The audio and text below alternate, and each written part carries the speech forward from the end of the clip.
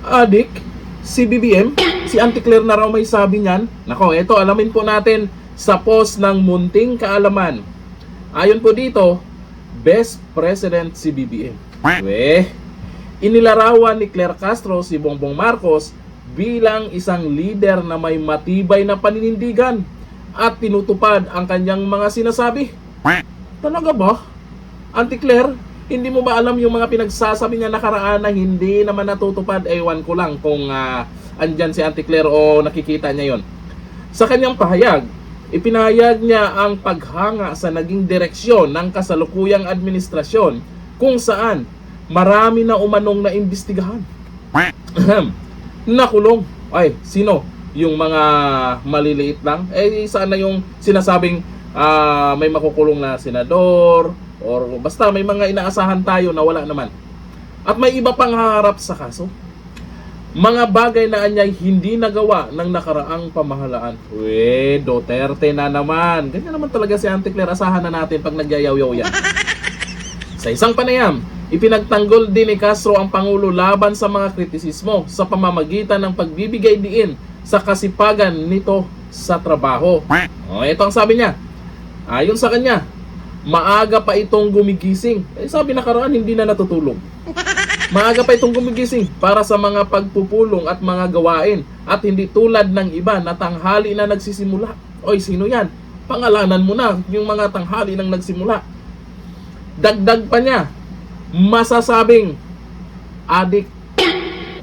Sabi ni Auntie Claire ayon po yan dito sa post adik sa trabaho. Aba, sa trabaho lang ba? Ako'y nagtatanong lang Kasi iba yung iba yung sinabi ng kapatid niya. Adik sa sa bagay marami namang klase ng adik. Adik daw, adik sa trabaho. Ang Pangulo dahil sa dedikasyon nito sa tungkulin.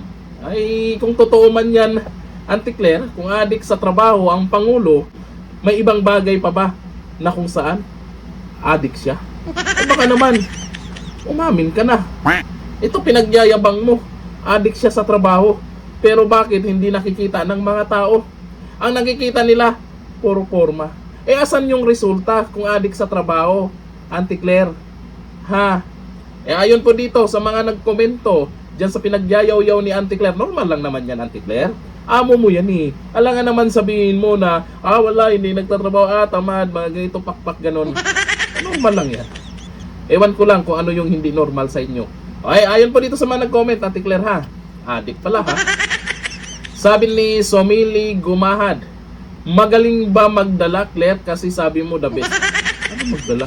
Anong dadalhin yan, maleta? Ano maklaseng dala yung sinasabi ng mga nag-comment na to? Kasi the best president daw Sabi ni Lilian Manalo, saang bansa naging best president? Tanong lang naman yan. Kasi dito hindi po nararamdaman.